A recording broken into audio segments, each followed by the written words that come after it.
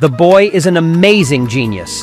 The useless wooden pallet became precious in his hands. Stepmother's 70th birthday is coming in a few days. The boy really can't think of a suitable gift. Therefore, he plans to use his status as a carpenter to make beautiful and unique art pieces for his stepmother as gifts. He first took out 100 yen to buy some wooden pallets from his uncle. He was very creative and confident with these wooden pallets and decided to make a unique and sophisticated wooden table for his mother-in-law. But when he revealed his plans to his wife thinks he may be crazy, bought these worthless wooden pallets for $100. The woman was worried about embarrassing her mother. Then she began to scold him loudly. But when the manufacturer of the finished product presents amazing beauty and exquisite craftsmanship, the woman was instantly amazed and completely attracted. Stepmom received this precious gift. She not only praised the boy for his good craftsmanship, but also rewarded him with a precious bottle of wine. Now let's drink red wine together and admire how the boy made this unique gift.